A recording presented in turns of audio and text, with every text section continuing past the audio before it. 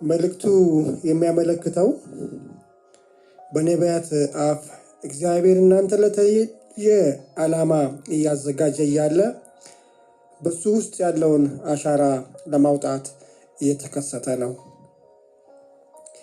እናም ይህ ሂደት የተዳፈነ የእሳት ፍም እርሱን ለመንግስቱ ስራ በመምረጥ ሚና ፍሙን እየገለጠ ሪቫይቫሉን እንዲቀጥሉት ያጠራውታል። በጣም ኃይለኛ ነቢያት ነው። እግዚአብሔር በአፍንጫው ቃል ሙቀት በሰጠው መልእክት ላይ ትንሣኤና ኃይል እንዲኖረው ይፈቅዳል። ይህ ቃል በሶስት ኃይለኛ እውነቶች ላይ ያተኮረ ነው። አንደኛ፣ የአሻራዎቹ ምንጭ እንደገና ተገልጿል።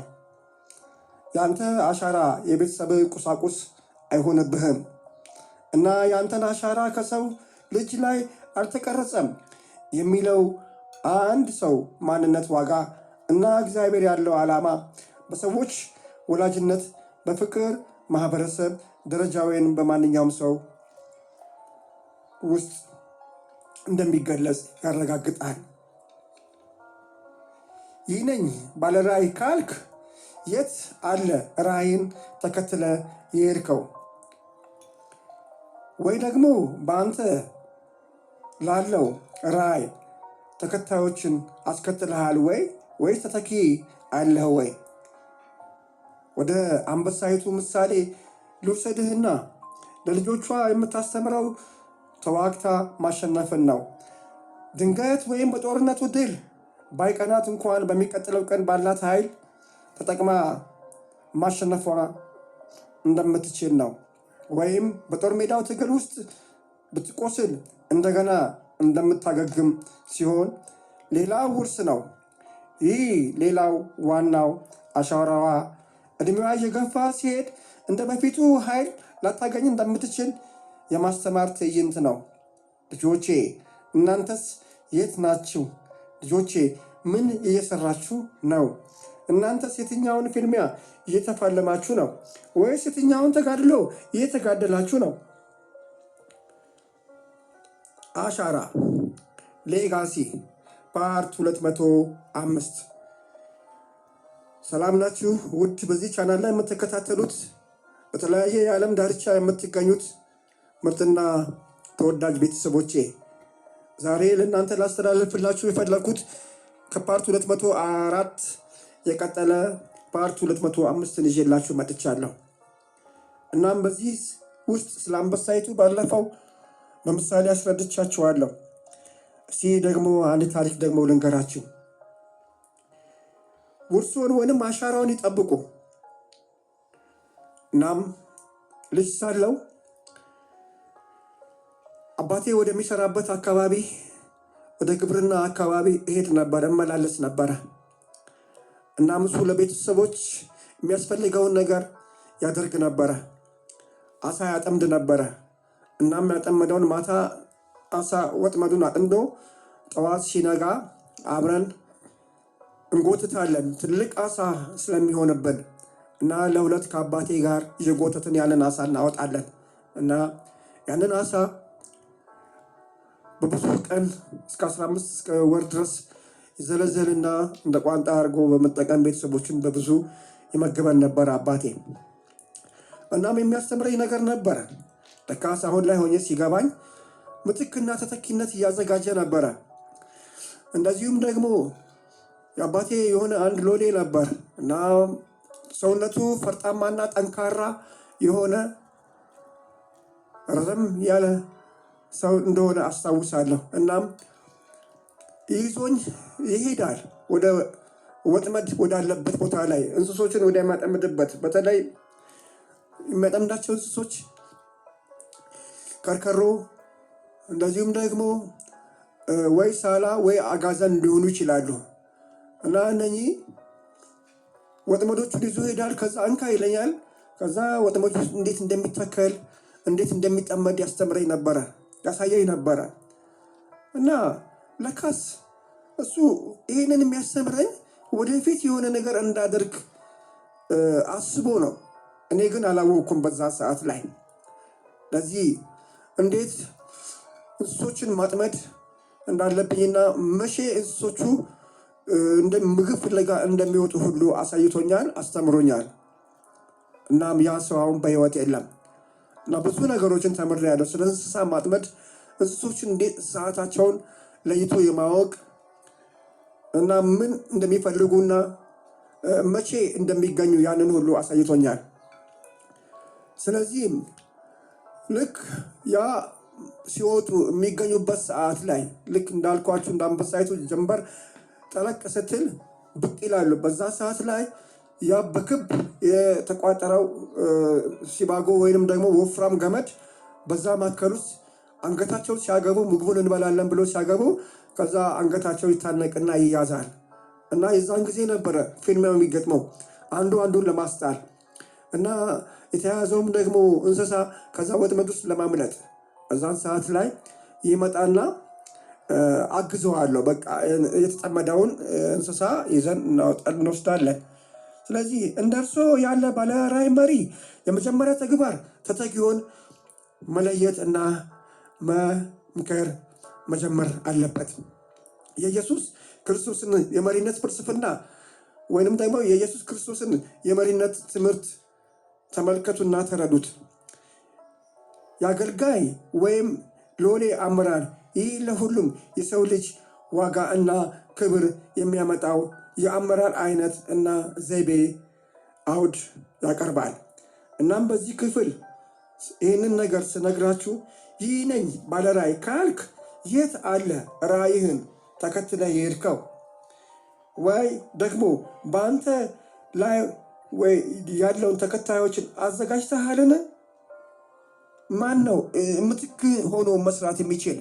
ማን ነው አንተ አንድ ነገር እንኳን ብትሆን ያንን ነገር ወደሚቀጥለው ደረጃ ማስተላለፍ የሚችለው? እናም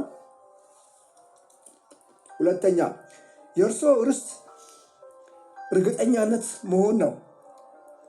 ከእግዚአብሔር ውርስ አለ የሚለው ሐረግ በዕብራውያን ምዕራፍ 9:15 ውስጥ እንደተገለጸው የዘላለም ርስት እንዳለዎት ያረጋግጣል። ኢየሱስ በመስቀሉ ይህን ርስት ለእርሶ የተስፋ ቃል እንዲቀበሉ እርሱን በአዲስ ኪዳን ውስጥ አግኝቶታል። እናም እሱ የአዲስ ኪዳን መካከለኛ ነው። ደርሶም ዋጋ ሰጥቶታል። ይህ ርስት የሚገባዎት እርሶ ነው ብሎታል። ይህ ርስት የመንፈስ ቅዱስ ስጦታዎችን፣ የሰማይ መንግስትና በክርስቶስ ያለው ሙላትን ያካትታል። አሁን አንተ ኑዛዜ አለ። አሁን አንተ ርስት አለ። አሁን አንተ የምትቀበለው ነገር አለ።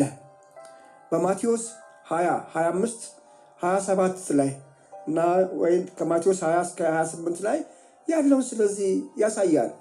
የኢየሱስ የመሪ ጽንሰ ሐሳቡ ሎሌ ወይንም አገልጋይ እንጂ አገልጋይ አይደለም የሚለው አስተሳሰብ በራሱ በኢየሱስ ታይቷል። እናም ለደቀ መዛሙርቶቹ ያሳያቸው ነገሮች አሉ። እስቲ ቁጥር 25 እንመልከት። ኢየሱስም ግን ወደ እርሱ ጠርቶ እንዲህ አላቸው፣ የአሕዛብ አለቆች እንዲገዟችሁ ታላላቆችም በላያችሁ ላይ እንዲሰለጥኑ ታውቃላችሁ። በእናንተስ እንደዚህ አይደለም። ነገር ግን ማንም ከእናንተ ታላቅ ቢሆን የሚወድ የእናንተ አገልጋይ ይሁን ይላል። እንግዲህ አገልጋይ ይሁን ሲል ያው እንግዲህ በመጽሐፉ ሎሌ እንደማለት ያህል ነው። እናም ባሪያ ሊለው ይችላል። ነገር ግን እዚህ ቦታ ላይ እናንተ ከመጀመሪያው አንስቶ ከማቴዎስ 20 አንስቶ እስከ 25 27 28 ድረስ ተመልከቱት። ስለዚህ የኢየሱስ የመሪ ጽንሰ ሐሳቡ ሎሌ የሚለውን ጉዳይ ማለት ነው። ስለዚህ ምንድን ነው እዚህ ጋር ለማለት የፈለገው?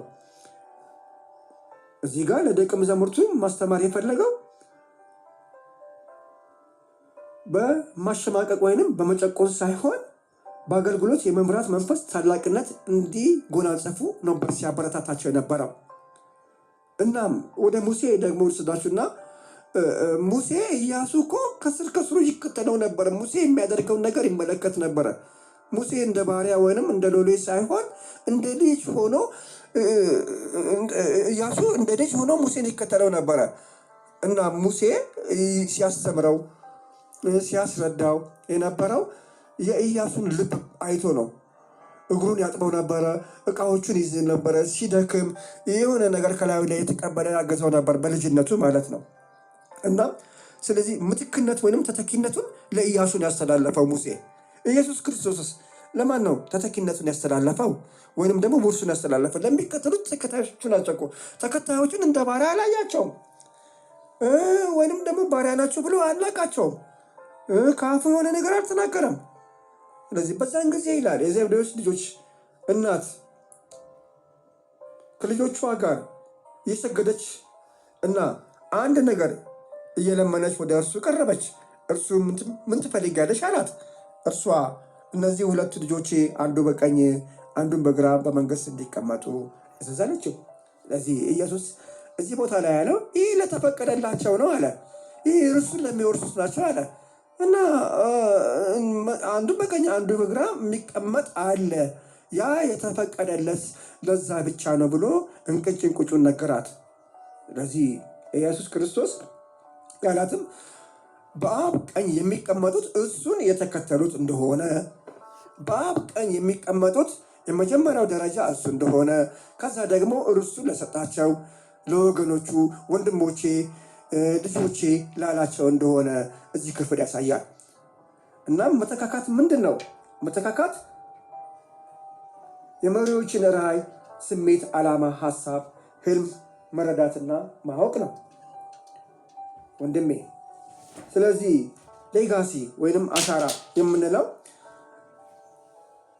በቁጥር 3 ላይ ዛሬ በዚህ የትንቢታዊ ነቢያት አፍ የተነገረውን ጠላትን የሚያስደነግጥና ከቤተ ክርስቲያን የተወሰደባትን ሌጋሲ የማስመለስ መለኮታዊ ስፍራ ነው። አሁን በእውነተኛ ውስጥ ያለውን ቅባት ክብደት ሲያውቅ አጅሬ ሰይጣን መሸነፉን አወቀ እና በቤተ ክርስቲያን ውስጥ ብጥብጥና የተለያየ ነገር ማምጣት ጀመረ። አንተ ግን ይህንን መተካካት ምንድን ነው የሚለውን ምትኮን የማዘጋጀትን ስራ መስራት የምትችልበትን ይኸው እዚህ ክፍል የተመለከትክ ነው። አሜን አትልም ወይ? እግዚአብሔር ቃሉ እንደ መብራትና እንደ ብርሃን በልባችን ውስጥ እንዲበራ ጸለይኩኝ። ሰላም የምወዳችሁና በናፍቆት ቪዲዮ ለምትከታተሉት ዛሬ ርዕሱ አሻራ ነው። መጽሐፍ ቅዱስ ውስጥ ካሉት አሻራዎች ጋር በማያያዝ በወሩ በዚህ በጥቅምት ወር በ13ኛው ቀን ላይ ይህንን ሊጠቀሙት የተገባ ይሁንልዎት። ክብር ለእርሱ ይሁን። አሻራ ሌጋሲ ፓርት 205 ከፓርት 204 የቀጠለ ክፍል እንደሆነ በመግቢያዊ ላይ ገልጬላችኋለሁ። ይህ የሰው ልጅ መማር ወይንም መገናዘብ ያቃተውን ሁለተኛው ክፍል ነው። አንበሳይቱ ለግልገሎቿ በምሳሌ ታስተምር የነበረው በዚህ ዓለም ትምህርት ቤት ባለው እውቀት ዶክተሬት ወይንም ፕሮፌሰር ሆና አይደለም ወይ ሌላምና ሆና አልነበረም። የጃንግል ጥበቧን የጃንግል የኤደን እውቀቷን እውቅና ያገኘችው ከልዕለ ኃይል ከተፈጥሮ በላይ በሆነው ሱፐር ናቹራል አትራክሽን ኦፍ ሎርድ ነው። በስፒሪቹዋል ዞን ክልል ውስጥ ስትሆን ይህ የአማካሪዎች የመሪነት ትምህርት ለትውልዱ ተተኪ የማዘጋጀት ጥበብ ነው።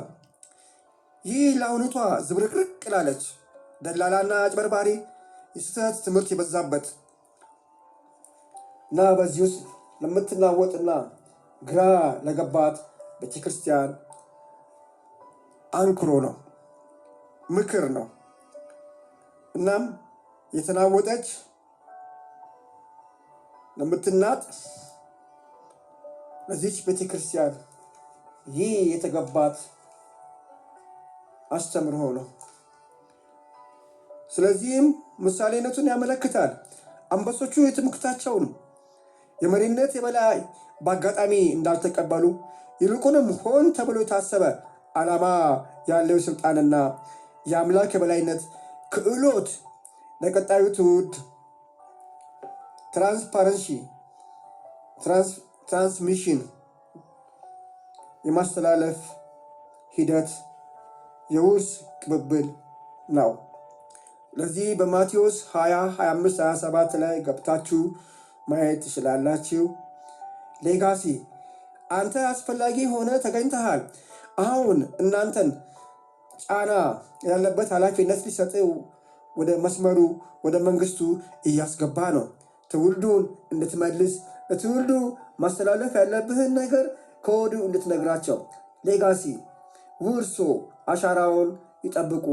አንድ ሰው ከሞተ በኋላ የአመራር ዝውውሩን አይተናል፣ ሰምተንማል።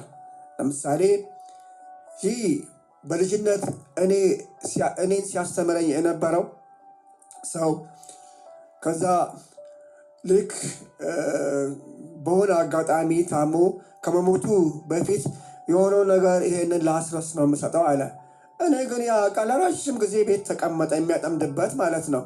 ከዛ ይህንን ለአባቴ መልሽ የሰጠሁት።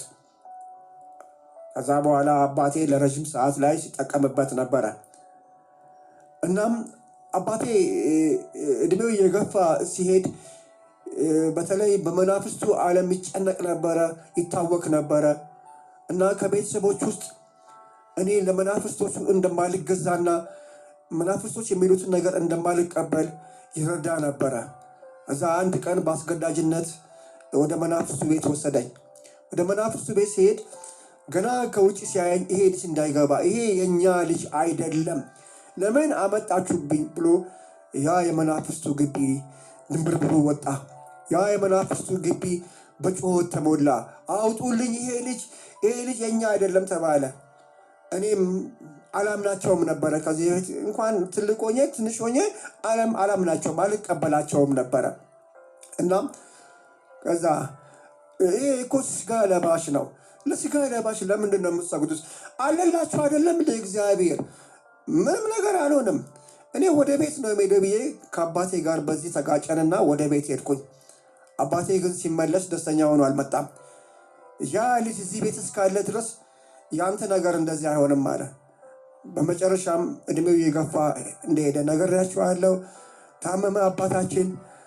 ነገር ግን ጥሩልኝ ይላል፣ እኔን ጥሩኝ ይለኛል፣ እኔን አስረስን ጥሩኝ ይላል። ከዛ ስጸልይለት ደስ ይለዋል። አጠገቤ አትለየኝ፣ አጠገቤ ስትሆን በቃ ደስታን የሚሰማኝ ይላል። ስለዚህ ብዙ ጊዜ ስራዬን እያቋረጥኩኝ አባቴን ማስታመም ጀመርኩኝ። ከዛ ልክ ሲያየኝ ደስ ይለዋል። ከዛ ተቀበለ ማለት ያው እንግዲህ ወደ መንፈሳዊ ዓለም ተሸጋገረ። እናም ሲነግረኝ አስረስ አለ፣ በልጅነት የበደልኩን ነገር ሁሉ ይቅር አትለኝም፣ ይቅር ብያለሁ አባዬ እወድሃለሁ እያልኩት፣ ከዛም አባቴ በመልካም ሁኔታ አለፈ እላችኋለሁ። ስለዚህ ከዚህ ውስጥ ምንድነው ውርስ? እኔ አባቴ ያልፍበት የነበረውን ውርስ ልቀበል አልቻልኩም። አባቴ ያልፍበት የነበረ ውርስ በመናፍስቱ ዓለም ስለነበረ ያንን አሻራውን ሌጋሲ የሆነውን ነገር መቀበል አልቻልኩም። ምክንያቱም በውስጥ ያለው ገና ከልጅነት ጀምሮ በሚሽነሪ ውስጥ ስለአደግኩኝ ያ ነገር አንቲ ያደረገው ነበረ፣ ኦፖዝ ያደረገው ነበረ። ስለዚህም ከዛ አባቴ ራሱ ከኔ ብዙ ነገር እንደተማረ ልነግራችሁ ፈልጌ ነው። እናም በዚህ ጊዜ ብዙውን ጊዜ የሚከተለው ለስላሳ ሽግግር ሳይሆን ጠንከር ያለና ትግል ያለበት ነው። ስለዚህ የዚህን የመናፍስቱን ዓለም ማሸነፍ የምትችለው ወይንም ደግሞ ውርሱን መውረስ የምትችለው በትግል እንጂ እንዲህ አልጋ በአልጋ እንዳልሆነ እነግራችኋለሁ። ስለዚህም በዚህ የመካሪነትና አማካሪነት የእግዚአብሔር ልጆች የምትመራበት እንደዚሁም ለሚመጣው ጄኔሬሽን ቃሉን አንስተ በእምነት ታጥቀ የወደቀችውን ቤተክርስቲያን እንድታነሳና ለትውልዱ የማስተላለፍ ትራንስፓረንሲ ወይንም ደግሞ ትራንስፎርሜሽን ለውጥ የማምጣት ነገር ይህ በእውነት ለአንተ አይከብድህም፣ ለአንተ አያስቸግርህም። ለምን? ሁሌም ትግል እንዳለብን ያንን ደግሞ ትግል በመታገል በማሸነፍ የእግዚአብሔር መንፈስ አብሮ እንዳለ እነግርሃለሁ። ስለዚህም አሁን እያልኩ ያለው አንተ ውርሱን አሳልፎ ማሳየት የምትችል ብቻ ሳይሆን ውርሱን ተቀብለ ለሌላው ለሚመጣው ጄኔሬሽን የማስተላለፍ ጥበቡ የጎደለውን ጥበብ ለመስጠት ስጋ የሚሸታውን አገልግሎት መንፈሳዊ ለማድረግ የሚያስፈልግ የቢዝነስ ትምህርት ሳይሆን ጽድቁንና መንግስቱን አስቀድመ በመፈለግ ሌላ ሁሉ ይጨመርላቸዋል ብለህ ከእግዚአብሔር ከመድረኩ በሚመነጨው የመንፈስ ቅዱስ ወንዝ ነው ወደ ቤተክርስቲያን ሾልኮ የገባውን የቆላስይስም ቤተክርስቲያን አይነት ስህተት እንዳይደገም ሟርት፣ ቅናት፣ ምቀኝነትና አድመኝነት እንደዚሁም ደግሞ የክፋት ስራ ሁሉ እንዳይሰራ እያልክ የምትሟገት መሆን አለብህ። ይህ ቦታ የመታደስ ቤት ይሆናል። ይህ ቦታ ነው የከፍተኝነት የማዕረግ ስልጣን ያለበት። ይህ ቦታ ነው የምነግርህን ድጋፍህን የተቀበልክ ውርሱን ለሚመጣው ትውልድ የምታስተላልፍበት። ይህ ቦታ ነው። ይህ ነው የብስለትህ ጥበብ። ይህ ነው በአምላክ የመተማመን መገለጫዎች የሚሰሩበትና ተአምራት የሚሆንበት። አሁን የታየህ ወይንም ደግሞ የታየህ ያለው የእግዚአብሔር ርስት ወራሽ የተባልከው ይህ ከእንግዲህ ነህ። በራስ መተማመን ጉድለትን አውጥተህ ውርስን በማስተላለፍ የሌሎችን ተተኪነትን በማሳየት ተርጓሚ ሳያስፈልግ መንፈስ ቅዱስ እየረዳ ያ ውርስ የሆነ ቦዲ ጋርድ ሳያስፈልግ ያ እውነት በመናገር ላይ ያለው ስህተትን እንዳያገኝ ያ የእግዚአብሔር መንፈስ እንዲህ ይለኛል አትልም። እውነተኛውንና ትክክለኛውን ነገር ካየህበት ከሰማህበትና መንፈስ ቅዱስ ከመራ ስፍራ ላይ በመሆን ከስህተቷ ለማትመለስም ደግሞ ቤተክርስቲያን ለሚመሩ መንጋቸውን ትክክለኛ ቦታ ለማያሰማሩት እረኞች፣ አባቶች፣ እናቶች መንጋዬን እፈልገዋለሁ ይላቸዋል ብለህ በትክክለኛው ነገር እንደተነግራቸው ከተኩላና ከእባብ እንደታስጥላቸው መንጋዬን ለማሳደግ ለመመገብ ለማስተማርና ለመጠበቅ የጠራቸው በውጭ ብዙ ሰዎች እንዳላቸው እንደተነግራቸው እና ይህን ሁሉ በአንተ በባለራዕይ አመራር ትውልዳዊ ሂደት ውስጥ ይሆናል። እናም ይህንን ራዕዩን አለኝ ማለት ሳይሆን ራዕይን አንተ ደክሞ እንኳን ብትተኛ ደክሞ እንኳን አንድ ነገር ብትሆን ራዕይን ሳትፈጽም ልትሞት ትችላለህ። ስለዚህ ይህንን ለማን ነው ልታወርሰው የምትችለው? ኢየሱስ እኮ አለ አላየንም እንዴ በማቴዎስ 20 ላይ? ስለዚህ ይሄ ለተፈቀደላቸው በሰማይ መንግስት ለሚቀመጡት ለራሴ ለሆኑት ነው እንጂ አንተ በቀኝና በግራ አስቀምጠኝ ብላ ስላለች ስለ እናት ስለ እሷ አይደለም። እናት ሁለቱ ልጆቿን አንዱን በግራ አንዱን በቀኝ አስቀምጥ ስላለችው በማቴዎስ 20 ላይ ማለት ነው። ያ ሳይሆን ለተፈቀደላቸው ነው። ስለዚህ ይህንን ራዕይን ይዘህ ራዕይ አለኝ ብለህ ብዙ ዓመት አትሸንግለን፣ ብዙ ዓመት አታታልለን። ነቅተንብሃል። ስለዚህ ባለራዕዩ በደከመ ጊዜ ራዕዩን መሸከም የሚችለውን በመተካትና ውርስ ሌጋሲ በማስተላለፍ ነው። ስለዚህ መካሪነት የአመራርህ ከፍተኛው ኃላፊነት ነው። መተካካት ትልቅ የአመራር መለኪያ ነው። በዮሐንስ 15:15 ላይ ኢየሱስ ለደቀ መዛሙርቱ ስለ እነርሱ የተናገራቸውን ከእንግዲህ ወዲህ ባሮች አይደላችሁም የሚለውን እዩት ደጋግማችሁ። ስለዚህ ባለራዕይ ቢኖር የራዕዩ ባለቤት ሊሞት ይችላል። ራዕዩ ግን መቀጠል አለበት። ስለዚህ ራዕዩ የሚቀጥል በምንድን ነው? በውርስ ነው፣ በመተካካት ነው፣ ሌጋሲ። ስለዚህ ራዕዩ ከባለ ራዕዩ ይበልጣል። ራዕይ አለኝ ከሚለው ራዕዩ ስለሚበልጥ ባለ ራዕዩ ይሞት፣ ራዕዩ ስለማይሞት ያንን የማይሞተውን ራዕይ ደግሞ ለተተኪ ትውልድ ማስተላለፍ ያስፈልጋል። ስለዚህም መካሪነት የአመራር ከፍተኛ ኃላፊነት ነው። መተካካት ትልቁ የአመራር ስኬት መለኪያ ነው። መሪዎች ራዕያቸውን ወደፊት እንዲያስኬዱ አዳዲስ መሪዎችን ከማዘጋጀት ባለፈ ራዕያቸውን ለማሳካት ላይ ብቻ ትኩረት ማድረግ የለባቸውም። ራእዩን ተሸክሞ የሚሄደው ማን ነው? ስለዚህ ለትውልዱ ምንድን ነው ዛሬ የምታስተላልፈው? በሐሰት ትምህርት ለምትናጥ በውሸት ለነገሰች ቤተክርስቲያን ስለዚህ ከዚህ ውስጥ ውጣ። ይሄ ራእይ አለኝ የሚለው ነገር አይሰራም። እዛ ቦታ ላይ ያንተ ብቃት ለመጪው ትውልድ ራእዩን በማስተላለፍ ሌጋሲ ውርስ እንድታወርስ ተጠርተሃል።